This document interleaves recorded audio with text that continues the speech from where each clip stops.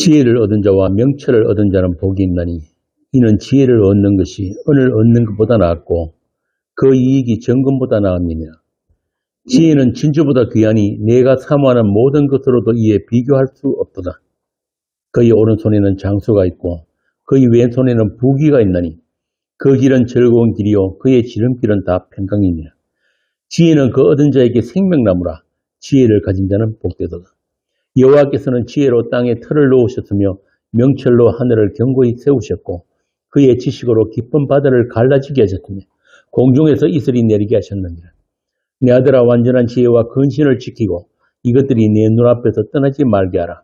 대저 여호와는 내가 의지할 이시니라. 내 발을 지켜 걸리지 않게 하시리라. 아버지 하나님, 우리의 지혜가 되시는 우리 예수님을 저희들이 더 깊이 알고 더 크게 사모하는 그런 성도들이 되게 하여 주옵소서. 우리 주님의 마음과 우리 주님의 심장으로, 주님의 눈으로 이 세상을 볼 수 있는 그런 교회가 되게 하여 주옵소서. 우리 주 예수님 이름으로 기도합니다. 아멘.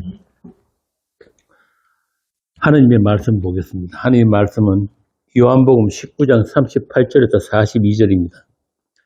요한복음 19장 38절에서 42절까지 짧으니까 함께 읽도록 하겠습니다. 아리마대 사람 요셉은 예수의 제자이나 유대인이 두려워 그것을 숨기더니 이 일 후에 빌라도에게 예수의 시체를 가져가기를 구하며 빌라도가 허락하는지라 이에 가서 예수의 시체를 가져가니라. 일찍이 예수께 밤에 찾아왔던 니고데모도 몰약과 침향 섞은 것을 100비트라쯤 가지고 온지라.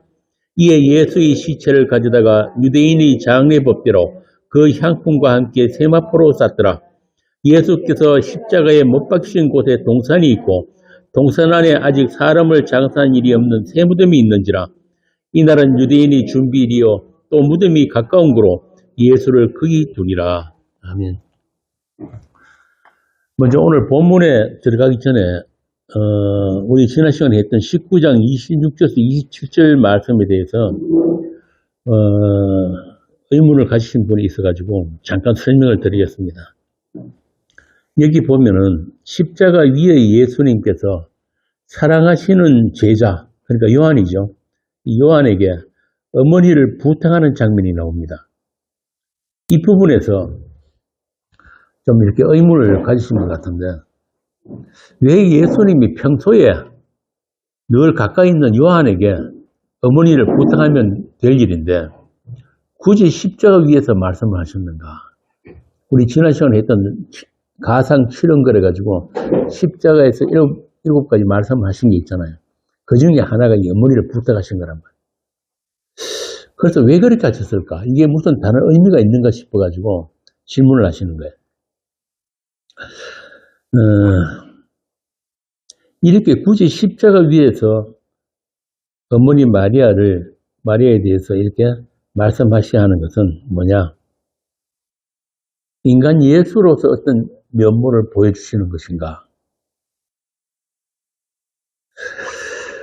우리가 먼저 알아야 될 것은 예수님께서 왜 십자가 위에서 어머니를 부탁하시는가? 예수님이 있던 것이 목적이 뭐예요?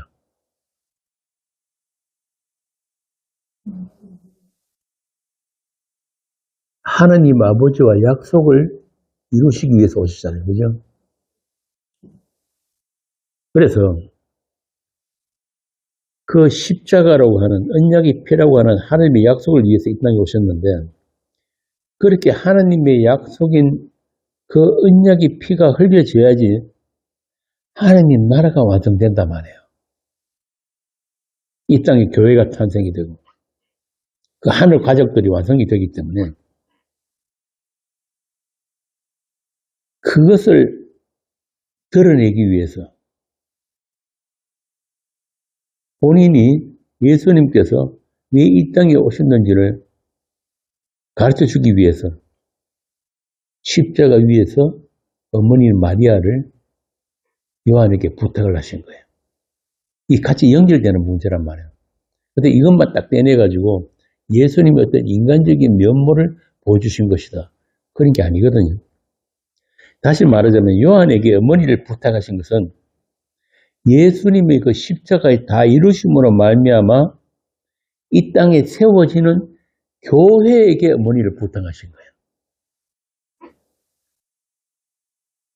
그러니까 단순히 인간적인 예수의 부탁이 아니에요.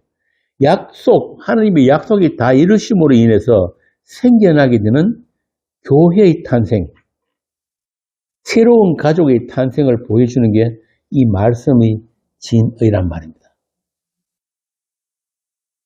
이것을 모르고 천주교에서는 이 구절을 가지고 봐라, 예수님이 어머니를 부탁하셨잖아.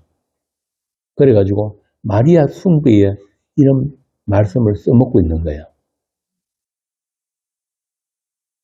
다시 말씀드리지만은 이 말씀은 이 땅에 세워질 그리스도의 그 몸된 교회, 그리고 그 교회에서 새롭게 형성이 되는 하늘 가족에 관한 이야기예요.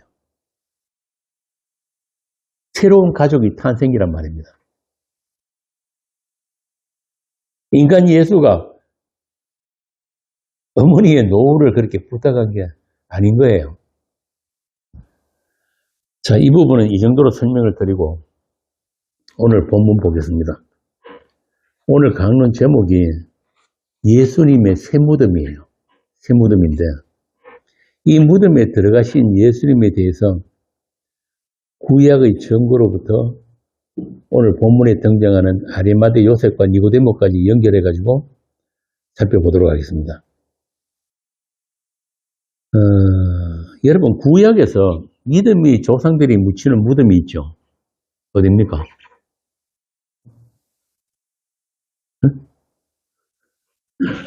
네? 맞습니다. 막벨라굴. 가나안 땅 헤브론에 있는 그 막벨라굴이에요. 여러분 아시다시피 이스라엘의 장사법은 우리같이 이렇게 땅에 파묻는 게 아니고 굴에다가 넣고 이렇게 문을 막아 놓는 거거든요. 아브라함의 아내 사라가 죽으니까 아브라함이 그 헤브론에 있는 그 땅을 삽니다. 그 땅을 사가지고 사라가 그 무덤에 묻히고 아브라함도 그곳에 묻혀요. 그리고 이삭도 묻힙니다. 야곱은 애굽에 내려가서 애굽에서 죽는데 죽을 때 야곱의 유언이 뭐예요?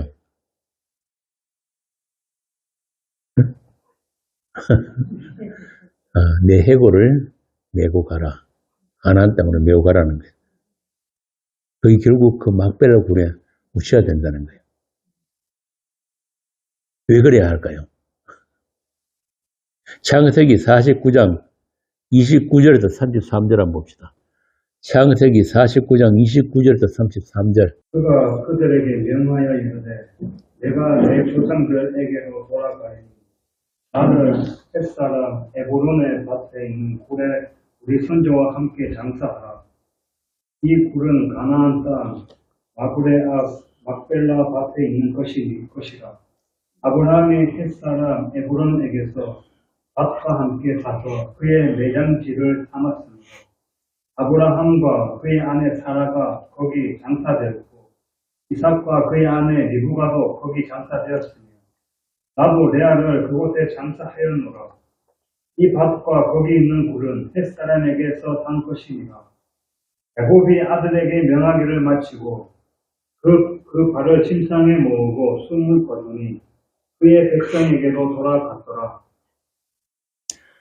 이 막벨라라는 이름이 어떤 뜻이냐 하면은 양의 우리라는 뜻이에요. 양의 우리. 왜 믿음의 선진들이 굳이 그곳으로 매장지를 삼았는지 좀 감이 오죠. 그죠? 이름 자체가 양의 우리예요. 예수님은 이 양우리 안에 제가 양들을 불러드리기 위해서 아브라함부터 오늘 본문의 여섯과 니고데모 그리고 여러분들까지 예수님이 그 무덤으로 부르시는 거예요. 이런 깊은 뜻이 있단 말이에요. 다시 말하면은 예수님의 죽음에 그 언약의 죽음에 초청된 사람들이 바로 그의 피로 사신 교회인 거예요. 이 예수님이 무덤에 함께 장사되고 사흘 후에 이 무덤이 문을 열고 부활하신 예수님과 함께 부활한 그 교회 이야기가 오늘 본문이란 말입니다. 그것을 로마서 6장 4절에서 증거하고 있는데,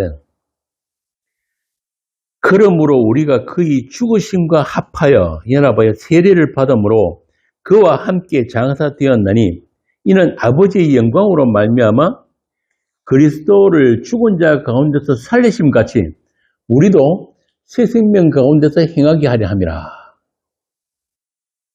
이거예요.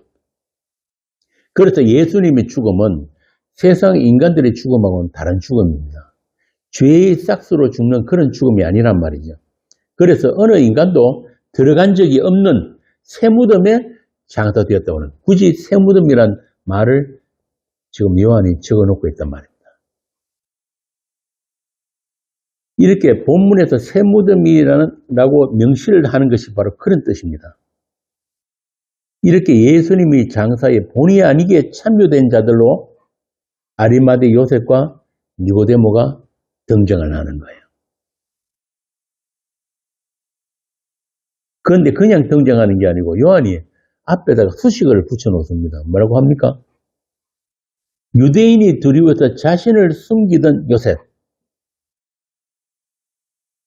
왜 이런 말 굳이 붙여놨을까요? 또 밤중에 몰래 예수님을 찾아온 니고데모. 이유가 있단 말이에요. 니고데모가 밤중에 몰래 찾아왔다가 예수님한테 꾸중을 많이 듣죠. 네가 이스라엘 선생이라 하면서 그런 것도 모르냐고. 그렇게 영적인 일에 전혀 무식한 니고데모, 그런 그들이 이제 예수님의 장사에 참여되었다는 것은 그 예수님의 죽음은 인간들이 어떤 자격이나 어떤 됨됨이나 또 어떤 요청이나 협조와 상관없이 오직 하나님의 약속이고 예수님 홀로 다 이루신 영광이라는 것을 우리에게 보여주는 거예요. 이렇게 요셉, 아리마대 요셉이나 니고데모 같이 쉽게 말하면 예수를 믿지 않는 자들도 하나님의 일반적인 선택으로 이 예수님의 죽음에 참여되었다는 것을 보여주는 게 오늘 본문이에요. 그래서 요한이 일부러 아리마대 요셉 앞에도 그런 말들을, 수식어들을 붙여놓았단 말이에요. 이게 바로 오늘 저와 여러분 이야기예요. 저와 여러분이 그 아리마대 요셉이고 니고데모란 말입니다.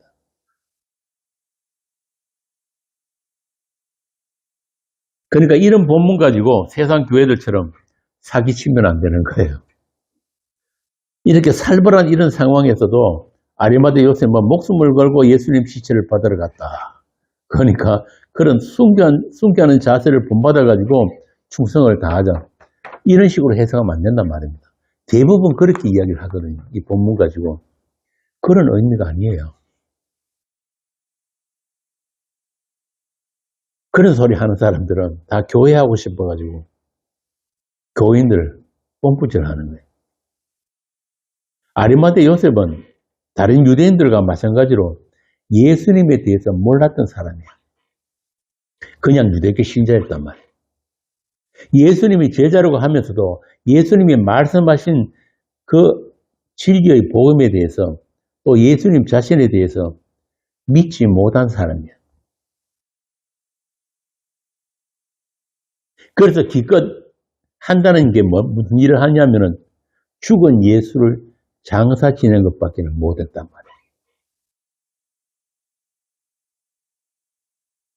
만일 그가 예수님의 말씀을 믿었다면은 그분이 사흘 만에 부활하신다는 말씀을 요셉이 믿었다면은, 니고데모가 믿었다면은 그렇게 향품으로 꽁꽁 싸가지고 묶어가지고 돈구리 집어넣고 동굴 문을 닫을 일이 아니란 말입니다. 그런 장사를 치르면 안 되는 거예요. 그래서 제가 앞에서 본의 아니게 예수님이 장사에 참여된 자들이라고 한 거란 말입니다. 다들 믿음 없음이에요. 예수 모름. 예수님의 말씀 믿지 않았음. 왜 그렇습니까? 아직 예수님이 부활하셔가지고 아버지한테 가셔서 성령을 보내시기 전이기 때문에 예수님의 제자들까지도 안 믿었다니까요. 예수님 부활을. 그러니까 이 사람들이 자기 딴에는 존경했던 선생이 돌아가셨다고 정성을 다해서 지금 장사 지내고 있는 거예요. 왜 이 본문에 요셉과 니모데의 이 예수님 장사 이야기가 나오는가 하면은 여기 니고데모는 요셉한테 방점이 있는 게 아니고 말씀이 응하기 위해서요. 말씀이 응하기 위해서. 한번 찾아볼까요? 이사야 53장 9절 한번 봅시다. 그러니까 요셉이나 니고데모는 말 그대로 본의 아니게 이 일에 불려나온 것 뿐이란 말입니다. 이사야 53장 9절. 그는 강포를 행하지 아니하였고 그의 입에 거짓이 없었으나 그의 무덤이 악인들과 함께 있었으며 그가 죽은 후에 부자와 함께 있었다. 여기 나오는 부자가 아레마다 요셉이에요. 말씀이 응하기 위해서 등장하는 인물일 뿐이단 말입니다. 이들은. 우리가 본받아야 하는 그런 믿음의 사람이 아닌 거예요. 니고데모 역시 마찬가지예요. 그래서 요한은 니고데모를 밤에 몰래 나왔던 니고데모라고 일부러 앞에다 딱 써놓은 거예요. 요셉을 유대인들이 두려워서 자신을 감추었던 요셉이라고 기록한 것과 같단 말입니다. 이런 니고데모가 몰약과 치명 섞은 것을 요즘으로 하면 30kg, 엄청난 겁니다. 30kg 넘게 가져왔다고 하죠. 이 정도면은 당시 이 장사 치르는 것 중에서도 최상급이에요.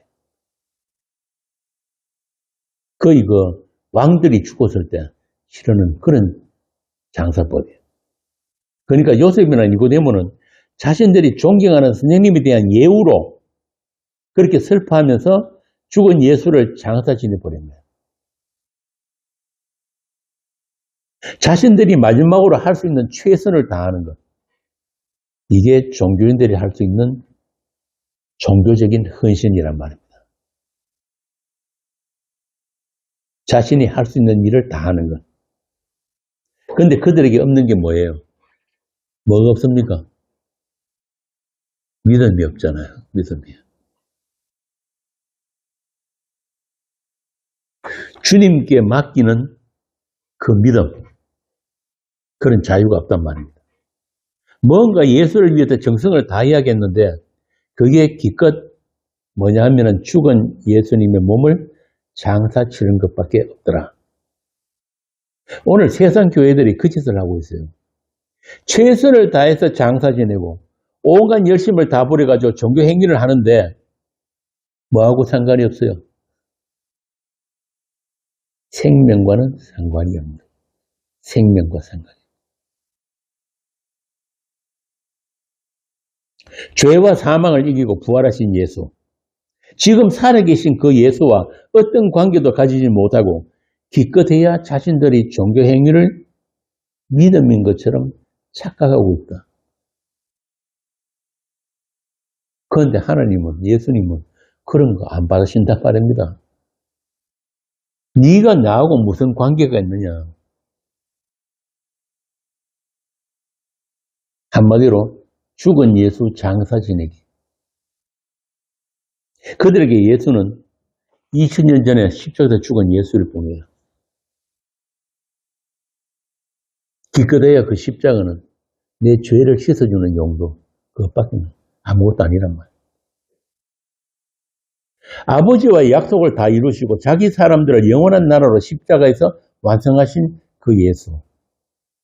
지금도 새하늘과 새 땅으로 새롭게 창조하시는 그 새 창조의 현실을 체감하지 못하고 체휼하지 못하는 자들이 교회의 이름으로 지금도 예수를 장사 지내고 있단 말이에요. 그들은 아브라함의 막벨라굴, 그 양우리에 들어오지 못한 자들이에요. 예수님 요한복음도 그러잖아요. 내 양들은 내 음성을 안다. 그러니까 예수님이 불러내신 자들만 그 양우리에 들어가는 거예요. 그들은 다 예수님과 함께 장사 지낸 바 된 자들이기 때문에 새 생명의 그 부활에도 참여된 자들이에요. 그러니까 부활은 반드시 뭐가 전제된 겁니까? 예수님의 그 죽음, 그 진리의 죽음, 언약의 죽음이 전제된 부활인 거예요. 그러니까 그 무덤을 통과하지 않으면 부활도 없단 말입니다. 예수님이 이 새 무덤의 의미를 모르면 다 죽은 자들이에요. 자, 그러다 보니까 슬퍼할 일이 아닌데도 슬퍼하고, 예수님 그 십자가에서 못 박혔을 때 얼마나 아프셨을까, 얼마나 힘들었을까, 그런 소리를 하고 있는 거예요. 염려할 일이 아닌데 염려하면서 살고 있단 말이에요. 그렇게 세상 사람들이나 그들과 똑같이 구별됨이 없이 그렇게 살아가고 있는 것. 이게 생명 없는 것들의 부정함이에요. 부정함. 하나님은 생명 없는 것들과는 상대를 안 하십니다. 그래서 구약에 보면은 계속 죽은 것들을 만지지 마라, 가까이 하지 마라 하는 게 부정하다는, 부정. 생명 없는 것들과는 하나님은 상대를 안 하세요. 이게 뭐냐면 성령의 책망과 간섭이 없는 그런 세상 종교인들의 실상이란 말입니다. 그냥 내어버려두신. 너희들 한번 너희 하고 싶은 거 다 해봐. 너희들이 그런 종교적인 열심 다 한번 부려봐. 내어버려두신. 제가 이런 이야기를 하면은 꼭 그런 질문을 하는 분들이 있어요. 그럼 요셉이나 니고데모는 구원 못 받았습니까? 오늘 본문의 말씀은 그런 데 있는 게 아니에요. 누가 구원 받고 못 받고 그런 게 아니란 말입니다. 본문이 담고 있는 메시지는 요셉과 니고데모의 구원이 있는 게 아니고 예수님의 그 죽으심에 참여된 교회가 누구인가? 그걸 이야기하고 있거든요. 복음 이야기예요. 그런데 전부 다 사람들은 이 성경 말씀을 어떻게 읽느냐면 구원론. 자기 구원을 위한 이야기로 어떤 구원의 방책, 방법 이런 걸 읽어버리니까 예수를 못 본단 말입니다. 예수님 직접 그러셨잖아요. 너희들이 이 성경에서 영생이 있는 줄 알고 상고하거니와 이 성경이 나에 대해서 증거하는 것이다. 이스라엘이 그렇게 알았던, 이스라엘에게 주신 율법, 계명, 구약의 말씀들을 전부 다 이스라엘은 그렇게 오해했단 말이에요. 이 전부 다 누구를 가리키는 거다? 오실 예수 그리스도에 관한 이야기인데 그들은 그렇게 보지 못했던 거예요. 그게 이스라엘의 실패란 말입니다. 이렇게 복음을 이야기하는데 전부 다 구원론으로만 듣고 있는 사람들은 예수에 관심이 있는 게 아니고 결국 자기 구원에만 관심이 있는 거예요. 이게 천지 차이입니다. 이 차이가 영생과 영벌의 차이란 말이에요. 그럼 그러겠죠. 세상 사람 치고 자기로부터 자유할 사람이 누구 있나? 자기 구원에 자유할 사람이 있나? 그렇습니다. 사람으로서는 할 수 없지만 하나님은 하신단 말입니다.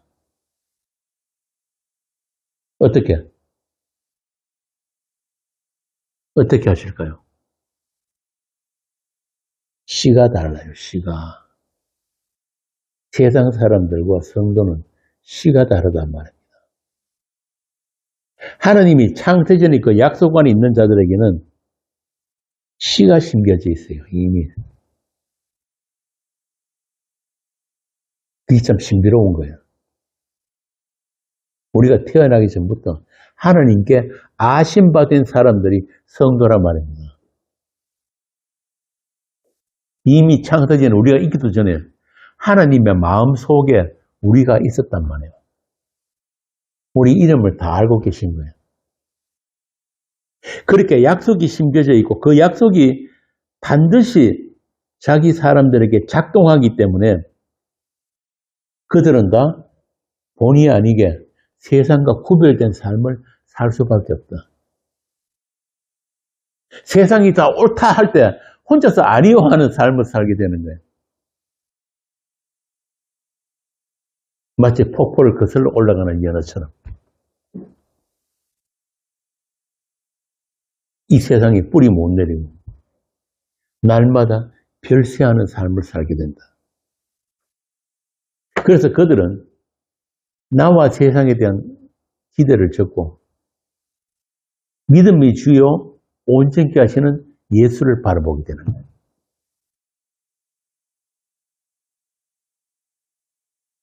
그 일을 위해서 성도들의 인생은 말씀의 사건들로 채워지게 됩니다. 이게 굉장히 중요한 거예요. 여러분들은 다 내 인생 내가 사는 것 같지만 그렇지 않아요. 여러분들이 살아가는 환경, 그리고 여러분들 주위에 일어나는 모든 사건들, 어느 것 한 가지도 우발적인 건 없어요. 우연은 없단 말입니다.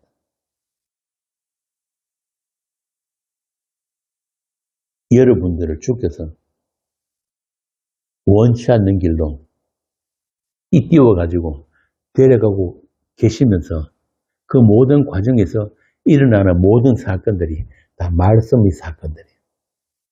그 사건들로 인해서 여러분들은 말씀으로 채워져 가고 마침내 말씀이 된단 말입니다. 요한계시록 그러잖아요. 여러분들을 하나님 뭐라고 그러신다고요? 말씀이라고 하는 거예요. 말씀.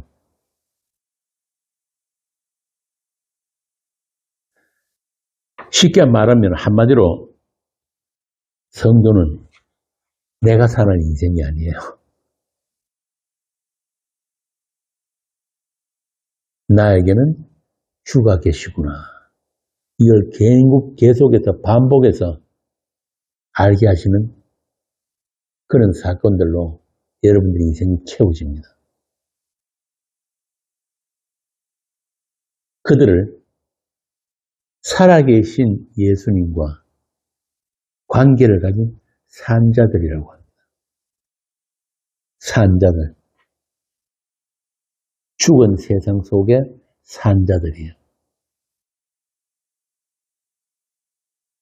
이와 같이 하나님의 약속을 십자가에서 홀로 다 이루신 예수님의 공로 앞에 인간의 어떤 선행이나 어떤 종교적인 헌신도 부정당해야 하는 거예요. 그러나 현실은 그 반대잖아요. 이 세상 종교인들은 어떻게 해서든지 사람들의 열심과 종교 행위를 부추기고 그런 것들로 구원의 확신을 심어주려고 한다. 그런데 바울은 그들을 보고 뭐라고 하는지 아세요? 십자가의 원수라고 했단 말입니다. 십자가의 원수. 여러 차례 말씀드렸지만은 하나님이 인정하시는 우리 인간의 의, 우리의 의는 하나밖에 없어요. 예수님의 십자가의 공로를 하나님이 정하신 그 의를 아무 한 것 없이 면목 없이 빈손으로 덥석받는 것, 이걸 성경이 의라고 합니다. 의. 짜다크. 그 믿음을 의로 여기신단 말이에요. 이렇게 성경이 말한 의는 어떤 행위의 의가 아니에요. 착한 일을 하고 남을 위해서 헌신하고 봉사하고 이런 걸 의라고 하지 않아요. 이런 행위의 의가 아니고 관계의 의입니다. 관계. 누구와의 관계? 약속을 다 이루신 한 분, 그 예수님과의 관계, 그 관계를 의라고 하는 거예요. 그분이 나의 주님이 되신 그 관계. 내가 그분으로 말미암아 하나님의 용서와 긍휼을 얻게 된 그 관계.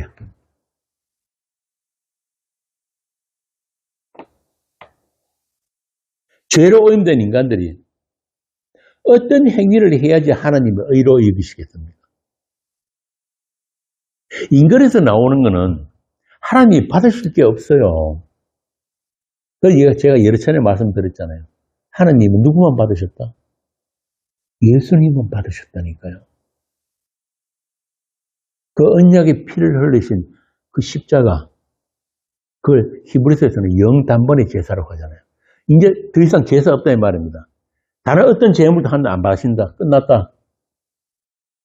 그 예수 안에서 우리가 하나님이 찬성님도 알고 있는 그 성도들이 그 예수와 함께 하나님 앞에 다 드려졌단 말입니다. 더 이상 제사 없어요. 더 이상 하는 게 드릴 게 없어요.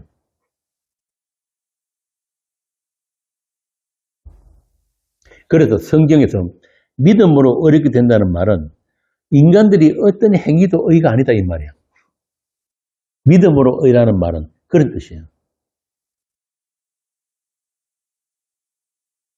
그래서 믿음은 그 주님과의 관계성을 믿음이라고 하는 거예요. 성경이 모든 이 단어들을 사람들이 자꾸 오해하는데 뭔가 이렇게 우리가 지켜야 되고 행해야 되는 그런 명령으로 받아들이는데 그게 아니에요. 성경의 모든 단어들은 관계의 언어란 말입니다. 관계의 언어. 믿음, 의, 용서, 긍휼, 평화 전부 다 한 번 주님과의 관계의 언어들이에요. 나의 의지나 결단, 희생, 헌신, 충성 그런 게 아니란 말입니다. 그런 게 믿음이 아니에요. 그런 것들은 다른 종교에도 다 있는 거예요. 아니 다른 종교인데 더 잘합니다. 우리보다. 성도의 헌신과 충성은 오늘 본문에 나오는 요셉과 아리마다처럼 죽은 예수님을 장사지내는 그런 게 아니에요. 그런 건 누구나 할 수 있는 거란 말이에요. 인간들이 할 수 있는 그런 게 아니란 말이에요.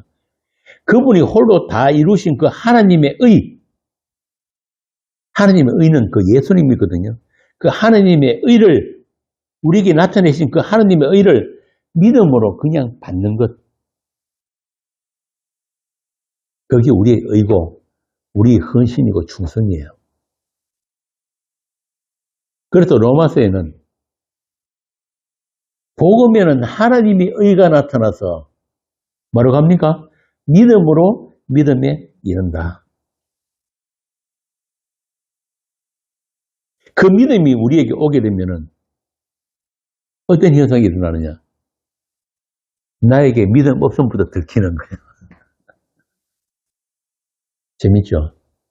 진짜 믿음이 오게 되면 내가 이때까지 믿음이라고 생각하고 내가 믿음으로 행한다고 했던 모든 것들이 아니었구나, 가짜였구나. 그래서 그때부터 진짜 믿음의 행위가 나오게 되는 거예요. 나의 믿음 없음이 폭로되면서. 이건 한 번으로 끝나는 거 아닙니다. 수시로 들키는 거예요. 내 안에 계신 예수님께서 행하시는 그 행함이 나오게 되는 거예요. 그때부터. 성도에게는. 그것을 히브리서 11장에서는 믿음으로라고 표현을 한 거예요. 믿음으로 노아는, 믿음으로 아브라함, 믿음으로 모세는 이렇게 그 믿음의 행함이에요.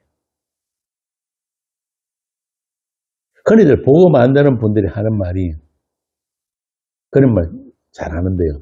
복음 알고 나니까 할 게 없네. 맞습니까?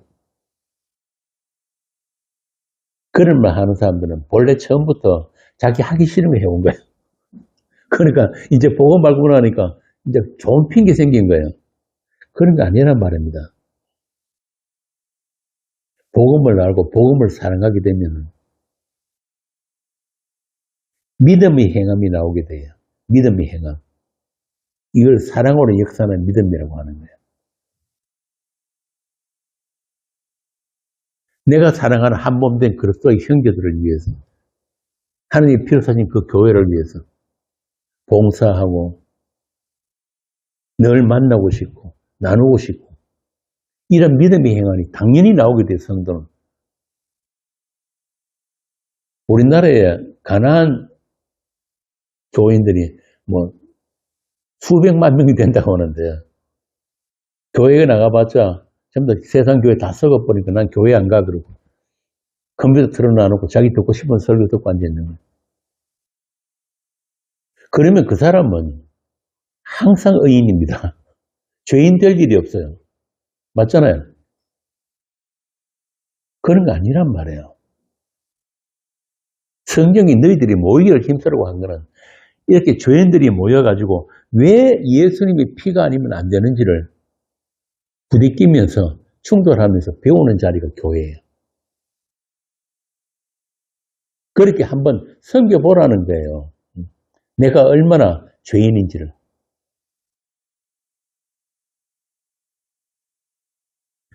지금도 하나님께서는 자기 사람들을 세상 어디에 있든지 자기 눈동자처럼 돌보시고 계세요. 머리카락 하나까지도 다 세신다고 하잖아요. 그래서 그들이 하는 모든 행위는 다 하나님 안에서 행한 것이 된단 말입니다. 이게 참 놀라운 거예요. 결코 정죄함이 없는, 우리가 죄를 안 짓는다는 말이 아닙니다. 우리도 세상 사람들과 똑같이 정욕과 탐심과 모든 죄 가운데 있어요. 그런데 그들과 다른 게 하나 있는데 뭐냐 하면은 하나님께서 죄로 여기지 않으시는 거예요. 어떤 죄를 지어도 죄가 안 돼요. 왜? 그리스도 안에 있기 때문에.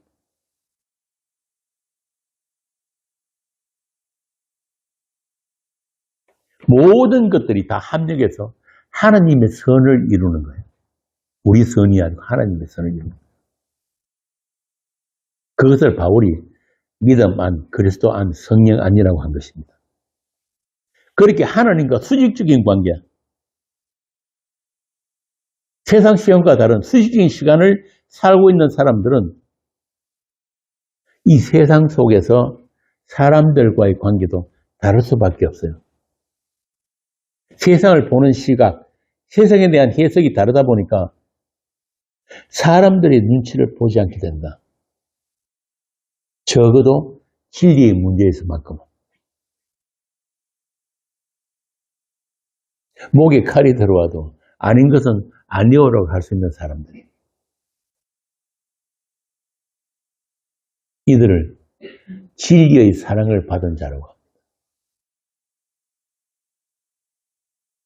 데살로니가 후서에 보면 멸망받는 자들은 왜 멸망받는가? 이유가 하나밖에 없어요. 진리의 사랑을 받지 못해서 거짓 것을 믿게 됩니다. 이 차이란 말입니다. 하나님의 새 창조는 그렇게 세상과의 구별과 분리를 통해서 정체성을 가지게 됩니다. 이 세상이 있어야 되는 이유와 목적이에요. 그러니까 우리 이제 진규 말대로 캠프 가가지고 저녁에 그러니 나는 못 들었는데 손수업 본사 그러더라. 형 우리 인생은 왜 이럴까? 그게 정상이에요.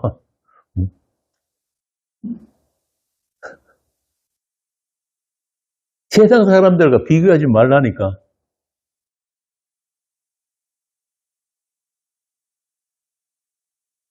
그렇게 세상과의 구별과 분리를 통해서 성도의 정체성이 나타나게 되는 거예요. 그들에게만 예수는 이 땅을 다녀가신 유일하신 하나님입니다. 그 하나님이 창조의 손길 안에서 성도는 새 피조물로 탄생하고 자라나게 되고 그들의 가치관, 인생관, 세계관, 역사관 모든 것들에 지각 변동이 생기는 거예요. 어떻게? 모든 것들을 예수님의 십자가라는 창으로 보게 된다. 그들에게 있어서 십자가는 20년 전에 있었던 이례적인 그런 사건이 아니고 영원한 현실이란 말이에요. 그렇게 주 예수 중심의 새로운 세계관이 정립이 되는 거예요. 뭐 세상 교회 다니는 사람들 같이 세상 사람과 다른 게 뭡니까? 세상 종교인들은 담배 안 피우고 술 안 마시고 주일날 교회 가고 오라간 즐기고 그런 것으로 구별을 하잖아요. 그런 게 아니라니까요. 우리의 모든 것들이 달라요. 새 피조물이라는 게 그런 뜻이란 말입니다. 보는 게 다르고 듣는 게 다르고 여러분들이 심장 자체가 달라요. 너희들은 이 마음을 가지라. 주 예수의 마음이니 그러잖아요. 그 마음이란 단어가 뭐냐면 심장이라는 뜻이에요. 심장, 카르디아. 다른 심장이라는 게 다른 생명이란 말이에요. 그러니까 당연히 보는 것, 듣는 것, 말하는 게 다른 게 정상이에요. 우리 인생이 왜 이래 그게 정상이라니까. 어? 들었다 했잖아.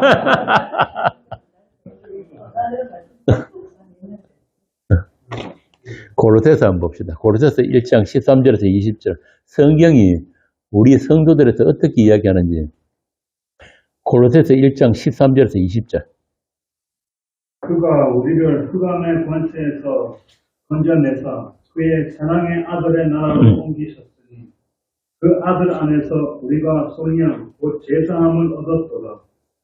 그는 보이지 아니하는 하나님의 형상이시요 모든 피조물보다 먼저 나신 이시니 만물이 그에게서 창조되되 하늘과 땅에서 보이는 것들과 보이지 않는 것들과 혹은 왕권들이나 주권들이나 통치자들이나 권세들이나 만물이 다 그로 말미암고 그를 위하여 창조되었고 또한 그가 만물보다 먼저 계시고 만물이 그 안에 함께 섰느니라. 그는 몸인 교회의 머리시라.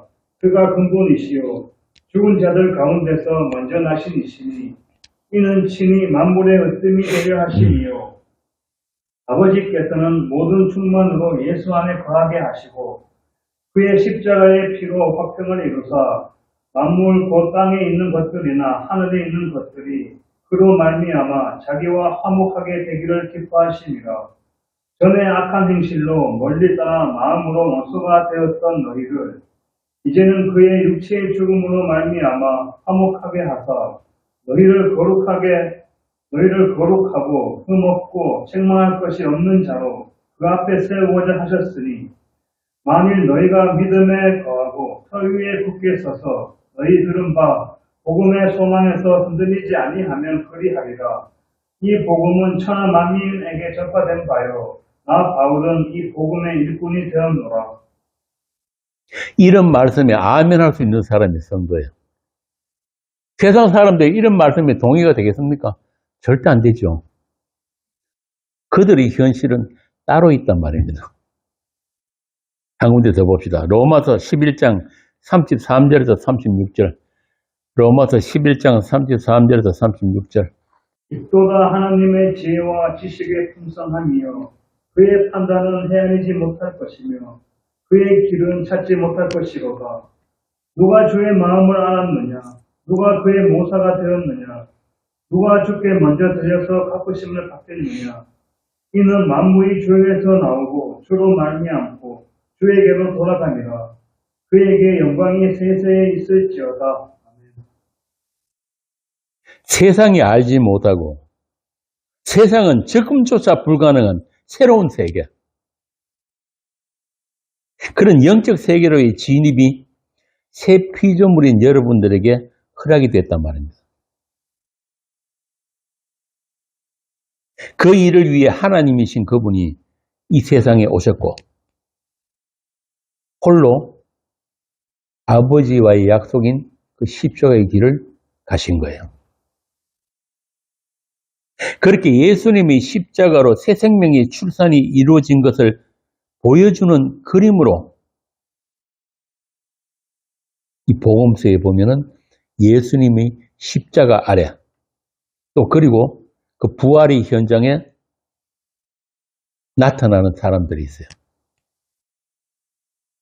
참 희한하게도 같은 이름을 가진 사람들이 나타납니다. 다 여자들이에요. 누굽니까? 마리아, 마리아.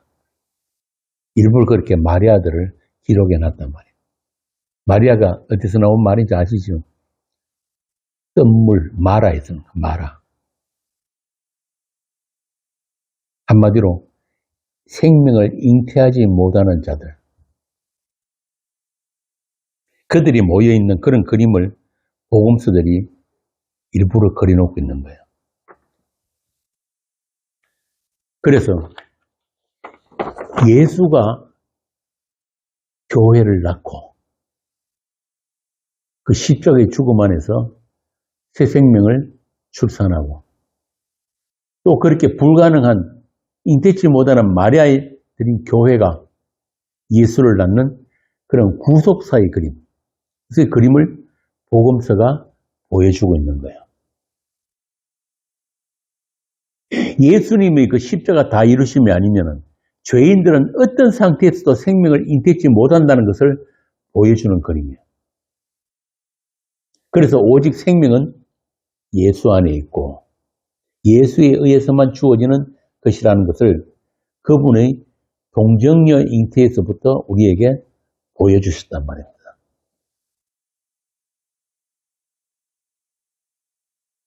이렇게 마침내 흑암과 사망의 세상에 생명이 출산이 되고 빛이 비추게 되었다.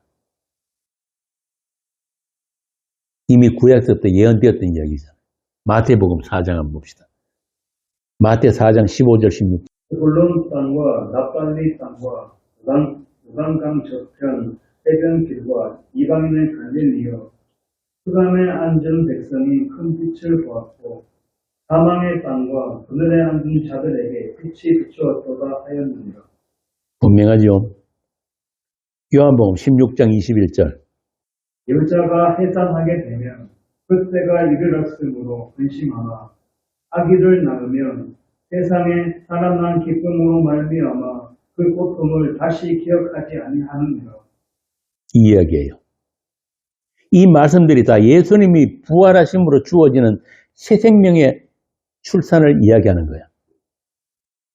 생명을 잉태치 못하는 흑암과 사망의 이 대지에 새 생명의 씨를, 그 약속의 씨를 심으러 오신 분이 바로 예수님입니다. 그래서 이사야는 그 일을 이렇게 증거했어요. 이사야 54장 1절. 잉태하지 못하며 출산하지 못한 너는 노래할지어다. 산고를 겪지 못한 너는 외쳐 노래할지어다. 이는 홀로 된 여인의 자식이 남편 있는 자의 자식보다 많음이라 여호와께서 말씀하셨느니라. 이렇게 이사야가 말한 임마누엘의 하나님은 그렇게 저와 여러분에게 새 생명의 씨를 주신 하나님, 또 그 씨가 자라나 아들들로 완성되기까지 우리와 함께 하시는 하나님, 그 임마누엘의 하나님이란 말이에요. 그리고 우리는 그 예수님의 죽음을 평생 동안 체휼함으로 새 생명 또한 우리를 통해서 나누어지는 그런 교회란 말입니다. 이 참 놀라운 현상인데요. 바꾸어 말하자면 생명을 받은 자, 씨가 있는 자들은 그 생명 현상을 감출 수가 없다는 이야기예요. 오늘날 교회가 이 일을 제대로 하지 못하니까 전부 다 종교인들이 모임이 돼버리니까, 그런데 실제로 교회는 이런 생명의 현상이 나타나야지 진짜 교회인 거예요. 그렇게 생명은 반드시 생명 현상으로 나타나게 되는 것입니다. 마치 빛이 어둠을 배경으로 나타나는 것처럼, 어둠이 그 빛을 감출 수가, 덮을 수가 없는 것처럼, 그렇게 탄생된 새 생명, 새 피조물로서 교회의 현실을 계시록에서 아주 잘 설명이 되어 있어요. 계시록 한번 봅시다. 계시록 12장 1절에서 6절. 하늘에 큰 이적이 보이니 새들 옷 입은 한 여자가 있는데 그 발 아래에는 달이 있고 그 머리에는 12별의 반을 떴더라. 이 여자가 아이를 베어 해산하게 되매 아파서 애를 쓰며 부르짖더라. 하늘에 또 다른 이적이 보이니 보라 한 큰 붉은 용이 있어 머리가 7이요 뿔이 10이라. 그 여러 머리에 7 왕관이 있는데 그 꼬리가 하늘의 별 3분의 1을 끌어다가 땅에 던지더라. 용이 해산하려는 여자 앞에서 그가 해산하면 그 아이를 삼키고자 하더니 여자가 아들을 낳으니 이는 장차 철장으로 만국을 다스릴 남자라. 그 아이를 하나님 앞과 그 보좌 앞으로 올려가더라. 그 여자가 광야로 도망하매 거기서 1260일 동안 그를 양육하기 위하여 하나님께서 예배하신 곳이 있더라. 여기 본문에 나오는 여자, 이 여자가 바로 교회란 말입니다. 그 교회가 2절에서 보면 해산하게 되면 아파서 애에서 부르짖더라. 이게 세상 속 교회의 현실이에요. 이 죄악된 세상에서 생명의 탄생은 그렇게 고통과 고난 가운데서 이루어진다는 겁니다. 5절에 보면 여자가 아들을 낳으니 이는 장차 철정으로 만국을 다스릴 남자라. 이 남자, 이 유일한 남자가 누구예요? 예수야, 예수. 그래서 교회가 예수를 낳는단 말이 이런 뜻이에요. 이렇게 예수님에 의해서 출생된 교회는 왜 예수님만 생명이고 예수님만 씨 가진 남자인지를 똑같은 그런 생명의 출산을 경험하면서 배우게 되는 거예요. 교회가 할 일은 이것밖에 없어요. 이 세상에 대해서 생명이 무엇인가를 증거하는 것, 그 일. 빌립보서 1장 6절을 봅시다. 빌립보서 1장 6절. 너희 안에서 착한 일을 시작하신 이가 그리스도 예수의 날까지 이루실 줄을 우리는 확신하노라. 이 착한 일이에요.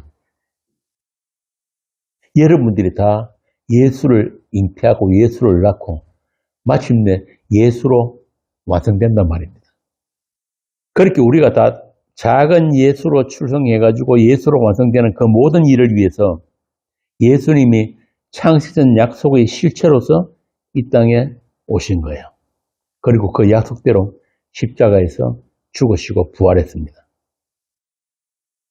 이스라엘과 이스라엘에게 주신 모든 계명과 율법 그리고 이스라엘의 전 역사는 이 예수와 예수께서 하실 일을 가리키는 표지판, 그 표지판 역할을 하고 역사 속으로 사라졌습니다. 그러니까 지금 중동에서 전쟁하는 그 이스라엘은 이스라엘이 아니란 말이죠.